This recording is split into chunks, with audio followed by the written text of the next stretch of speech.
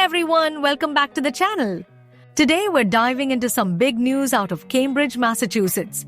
Harvard University, one of the most prestigious schools in the world, dropped a bombshell on March 17, 2025. They're making tuition free for students from families earning $200,000 or less a year, starting in the 2025-26 school year. Oh, and if your family makes $100,000 or less, they're covering everything: tuition, housing, food, even travel costs. Crazy, right? Stick around as we break down what this means, why they're doing it, and whether it's as game-changing as it sounds. Let's get into it. So, let's start with the basics. Harvard's been expanding its financial aid for years through something called the Harvard Financial Aid Initiative, which kicked off back in 2004. It used to be that families making under $85,000 got free tuition, housing, the works. Now, they've jacked that threshold way up. If your family earns $200,000 or less, you pay zero tuition. If it's $100,000 or less, Harvard's footing the entire bill. Think $82,000 a year, gone poof. They're even tossing in $2,000 startup grants for freshmen and another $2,000 for juniors to help with life after college. Harvard says this will let about 86% of US families qualify for some kind of aid, which is wild when you consider the median household income in the US is around $80,000. According to the Census, this isn't just a small tweak, it's a massive shift. President Alan Garber called it a way to widen the array of backgrounds and perspectives on campus, basically making Harvard less of an elite bubble and more accessible to, regular people. But here's the kicker. Harvard's got a $53 billion endowment. That's billion with a B. They could probably fund this from pocket change and still have cash left over. Okay, so why are they doing this now? Context matters. Higher education's been under fire lately. Costs are skyrocketing.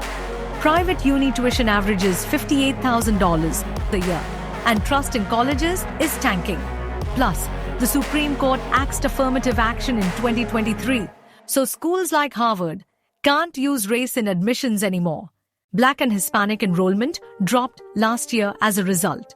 Could this be their workaround? Boost diversity through income instead of race? And it's not just Harvard. MIT, UPenn, even the University of Texas system. They've all rolled out similar free tuition plans recently, with cutoffs at $200,000 or $100,000. It's almost like a trend among elite schools to say, hey, we're not just for the super rich anymore. But there's politics too. The Trump administration's been hammering universities over funding and DEI, diversity, equity, and inclusion policies. Maybe this is Harvard flexing its independence, showing it can open doors without government help. So, what's the impact? On one hand, this could be huge.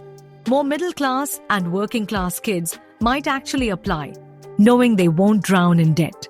Harvard's acceptance rate is already brutal, 3.59% last year, so competition's going to get even crazier. But here's the flip side. Less than 1% of US college students go to Ivy League schools. Yale economist Zachary Bleemer told NPR this won't mean much for most students. Fair point. 24,000 undergrads at Harvard versus millions nationwide? It's a drop in the bucket. And what about fairness? If your family makes $201,000, you're suddenly on the hook for thousands, while someone at $199,000 pays nothing. That cutoff's gotta sting. Plus, could this devalue a Harvard degree if people think it's easier to get in? Probably not. Admission standards aren't changing, but perception matters. Alright, that's the scoop on Harvard's big move. Is it a genuine step toward equality? Or just a flashy PR play by a school swimming in cash? I'd love to hear your thoughts. Drop a comment below. If you like this breakdown, smash that like button, subscribe, and hit the bell so you don't miss our next deep dive. Until then, stay curious and I'll catch you in the next one.